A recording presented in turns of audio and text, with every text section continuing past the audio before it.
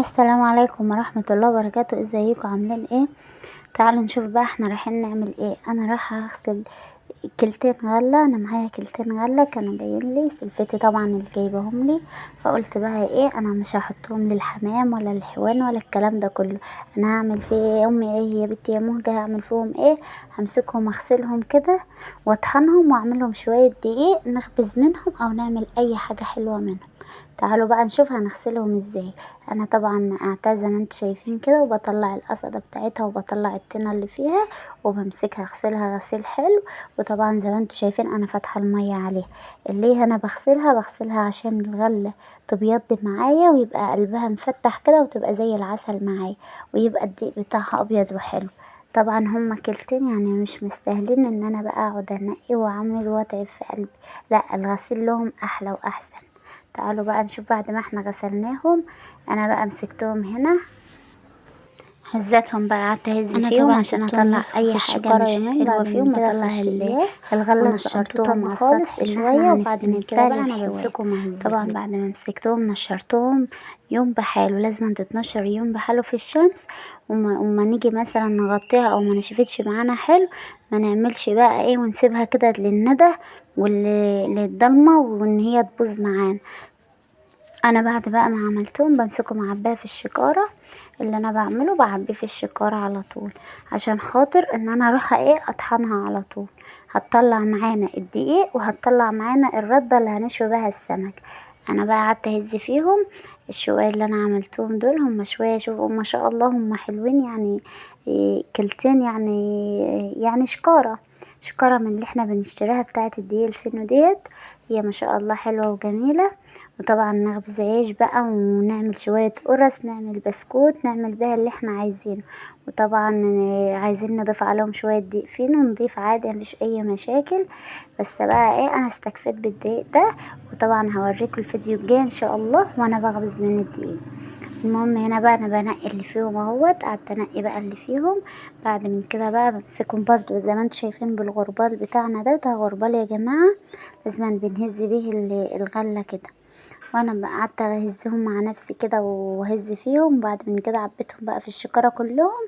وطبعا انا بقى ايه فتحت بقى للفرختين بتوع دول ينقضوا الايه اللي واقع على السطح. انا هنا بقى ايه بشتل شوية بشوية كده وعبي في الطش بتاعنا الكبير ده. وبعد من كده بقى ايه ارجع اهز تاني.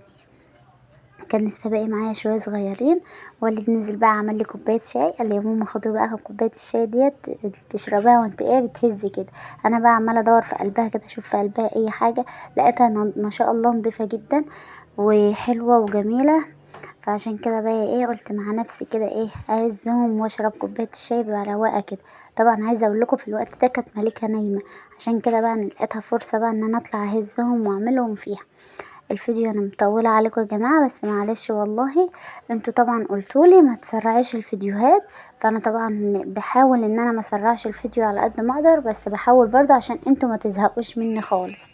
وبعدين انا بحبكم جدا والله، عشان كده بقى انا بسيب الفيديو طويل عشان تتفرجوا براحتكم كده. وبعدين انتوا برضو قلتولي ما تطوليش في الفيديوهات، بس طبعا الفيديو مش طويل قوي برضو، يعني ايه حاجة بسيطة. المهم احنا بنقول ايه اصلا، احنا بنتكلم في الفاضي. المهم بقى ان لميت لك الغله يا اختي انت وهي كده وعبيتها في الشكاره وخدتهم في المكنه طحنتهم كده وعماله بشرب في الشاي. ومش شجعت انت وهي كده اشتريت كلتين غله كده واعملهم طبعا يومين الغله دول. روحي اعملي لكم كلتين غله كده تخبزي منهم وتعملي لك فطير كده وتعملي شويه قرص وتدلعي نفسك وتدلعي العيال معاكي. طبعا الفيديو مطول بقى بس معلش تحملوني، انا بلكي معاكم كتير قوي بس تحملوني برضه.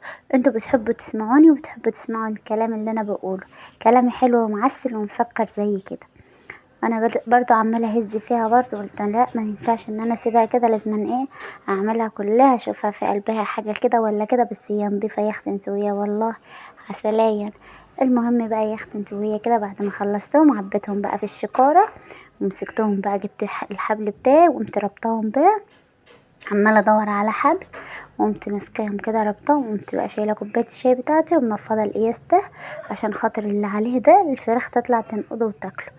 قمت بقى فاتحة للفرختين بتوعي يطلعوا على السطح كده. يا اختي الله اكبر الله اكبر يا اختي انت وهي. الفرختين بتوعي دول طلعتهم بقى وحطيتهم كده ايه ينقضوا. هنا بقى الغلة بتاعتنا اهي بقت دقيق وزي العسل. قولوا لي بقى رأيكم. عملنا ردة وعملنا دقيق ووفرنا حاجات كتير. اشوفكم في فيديو جديد. طبعا هنا بقى الكهرباء قامت جايه قطع وانا بصور لكم الفيديو، فمعلش بقى يا جماعة انا بقى صورت لكم في الضلمة، معلش اعذروني بقى في الفيديو. اشوفكم في فيديو جديد. قولوا لي ايه رأيكم في الفيديو، حلو ولا مش حلو؟